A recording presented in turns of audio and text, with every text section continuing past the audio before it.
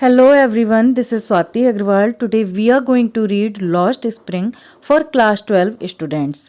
इसी तरह के इजी लेसन्स और भी मेरे चैनल पर हैं। आप उन्हें देखने के लिए प्लेलिस्ट को चेक कर सकते हैं और अगर आपने मेरे चैनल को अभी तक सब्सक्राइब नहीं किया है तो प्लीज़ सब्सक्राइब माय चैनल और बेल आइकन को प्रेस करना भी ना भूलें, जिससे आपको मिल सके मेरे लेटेस्ट वीडियोस के नोटिफिकेशंस। अब देखते हैं इस चैप्टर की summary with the notes. Lost Spring is written by Anees Jung. Anees जंग इस चैप्टर की राइटर भी हैं, साथ ही इसमें एक कैरेक्टर के रूप में भी आपको दिखाई देंगी।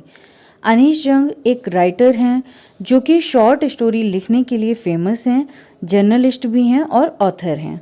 लॉस्ट स्प्रिंग की अगर हम बात करें तो लॉस्ट स्प्रिंग टाइटल जो है वो हमें ये बताता है कि किसी का बसंत खोया हुआ है। तो अगर हम बसंत की बात करें और ह्यूमन लाइफ की बात करें तो किसी भी ह्यूमन बीइंग के जो जीवन है उसमें जो बसंत होता है वो उसका चाइल्डहुड होता है। और इसमें दो बच्चों की स्टोरी बताई गई है। ये स्टोरी दो पार्ट्स में डिवाइडेड है और इसमें जो पहली स्टोरी है उसमें बताया गया है कि एक बच्चे की गरीबी के बारे में, और जो दूसरी स्टोरी है उसमें बताया गया है एक बच्चे के बारे में जो कि चाइल्ड लेबर करता है। तो इस तरह से ये जो स्टोरी है ये टू पार्ट्स में डिवाइडेड है।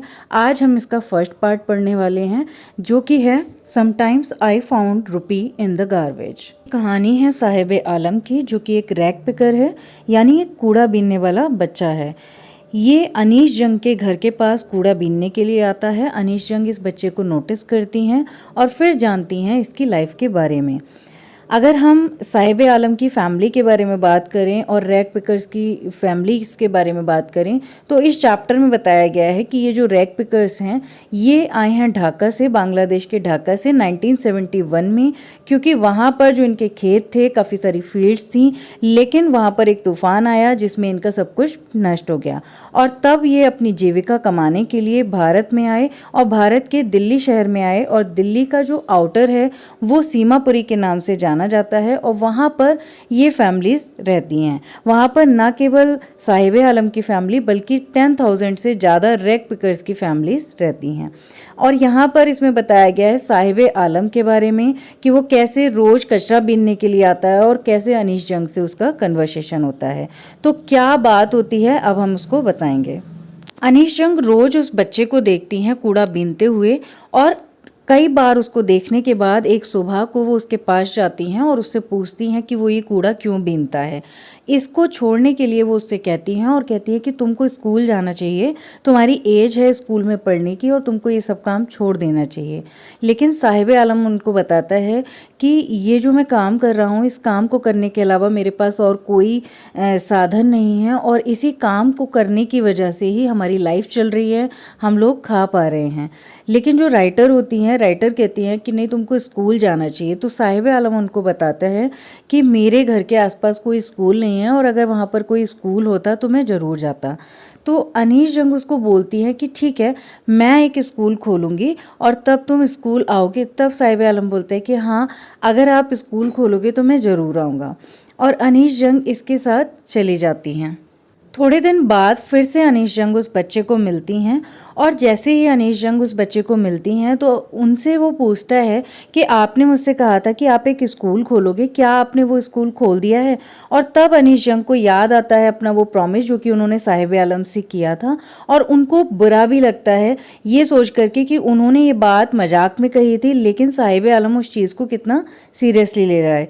लेकिन साहिब आलम के लिए कोई नई बात नहीं थी कि कोई किसी को प्रॉमिस करे और उसको तोड़ दे, क्योंकि उसकी लाइफ में बहुत सारे ऐसे लोग थे जो कि उसको प्रॉमिसेस करते थे बट उनको ब्रेक कर देते थे। तब जो अनीश जंग होती हैं वो उससे पूछती हैं कि तुम्हारा नाम क्या है और वो अपना नाम बताता है साहिब आलम। अनीश जंग उसका नाम सुनने के बाद सोचती हैं कि जो इसका नाम है उसका जो मीनिंग है उसको अगर ये जान जाए तो शायद इसको पता लगे कि ये वो काम तो बिल्कुल भी नहीं कर रहा और ये अपने नाम के अकॉर्डिंग अपनी लाइफ को नहीं जी रहा, क्योंकि साहिब आलम का जो मीनिंग होता है वो होता है Lord of the universe. Anish जंग अक्सर ऐसे ग्रुप को देखती हैं जो कि रैक पिकिंग करने के लिए आते हैं और इनका जो रूटीन होता है ये सुबह के समय रैक पिकिंग करते हैं और दोपहर तक रैक पिकिंग करके अपने घर पर लौट जाते हैं। तो इस तरह से इनके रूटीन को देखती हैं, इनको नोटिस करती हैं और एक बार ये ग्रुप जो होता है 3-4 लड़कों का वो रैक पिकिंग कर रहा होता है, तब अनीश जंग उनके पास जाती हैं और उनसे पूछती हैं कि तुम्हारे पैरों में कुछ पहने हुए क्यों नहीं हो, तुम्हारे पैर बेयरफुट क्यों हैं। तो ये लोग अपनी जो गरीबी होती है उसको छुपाने के लिए उनको आंसर करते हैं, उनको बताते हैं कि नहीं, मेरे पेरेंट्स ने मेरे को शूज़ नहीं लेकर दिए। जब ये दूसरे बच्चे को बोलते हैं कि तुमने शूज़ क्यों नहीं पहने, तो ये बोलते हैं कि ये हमारा ट्रेडिशन है कि हमारे पास शूज़ होते भी हैं फिर भी हम नहीं पहनते क्योंकि हमको नहीं पहनने होते। तो इस तरीके से ये बताते हैं कि हमको ऐसे ही रहना पसंद है और ये हमारी एक नॉर्मल लाइफ है। तब अनीश जंग को याद आती है एक स्टोरी जो कि उनको उडुपी के एक व्यक्ति ने बताई थी। उसने बताया था कि जब वो एक छोटा बच्चा था तो वो स्कूल जाते समय एक मंदिर में रुकता था जहाँ पर उसके फादर पुजारी के रूप में काम करते थे और वो रोज़ प्रे करता था भगवान को कि भगवान उसको एक जोड़ी जूते दे दें ताकि वो रोज़ पहन सके। वो रोज़ ऐसे ही प्रेयर करने के लिए जाता था। यानी यहाँ पर राइटर हमें ये बताना चाहती हैं कि किसी के लिए भी एक छोटी सी चीज़ की क्या इंपॉर्टेंस होती है। और इसी तरह से ये जो रैक पिकर्स हैं, जो कूड़े में मिलने वाली चीज़ें हैं, छोटी छोटी चीज़ें जो कि हम जब यूज़लेस हो जाती हैं तो उनको ऐसे ही फेंक देते हैं, लेकिन उनके लिए बहुत ज़्यादा इम्पॉर्टेंट होती हैं और उनके पास इतनी छोटी छोटी चीज़ों को ख़रीदने के लिए भी फंड्स नहीं होते हैं। साथ ही बताती हैं कि जिस मंदिर की बात वो बता रही हैं, जब वो वहाँ पर 30 साल बाद जाती हैं, क्योंकि वो पूरे कंट्री में यात्रा करती रहती हैं, तो जब 30 इयर्स लेटर वो वहाँ पर जाती हैं तो जो मंदिर है वो काफ़ी बड़ा बन चुका है और जो वहाँ के पुजारी हैं वो वहीं पर पीछे की तरफ रहते हैं। मंदिर में काफ़ी सारी चेयर्स हैं और वहाँ पर एक लड़का आता है जो कि एक यूनिफॉर्म पहने हैं, उसके पैर में शूज़ भी हैं। वो आता है और अपने बैग को बेड पर रखता है और इन चीज़ों को दिखा करके राइटर हमें ये बताना चाहती हैं कि लास्ट 30 इयर्स में कितनी ज़्यादा सिचुएशन चेंज हो गई है वहाँ के पुजारियों की।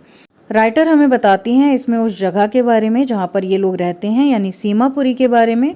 वो बताती हैं कि सीमापुरी, अगर हम पहले की बात करें तो एक खाली ज़मीन हुआ करती थी, लेकिन जब यहाँ पर ये सारे लोग आ गए तो यहाँ पर बहुत सारे लोगों ने अपना एक घर बना लिया और इनका जो घर थे वो जितनी भी कचरे में से चीज़ें मिलती थी उन चीज़ों को यूज़ करके बनाए गए थे और उनके ऊपर टिन की पतली चादर लगी हुई थी और ये जो पुरानी फटी चादर होती थी जो इनको मिल जाया करती थी उससे इनके घरों को ऊपर जो उनकी छतें थी वो ढकी हुई थी।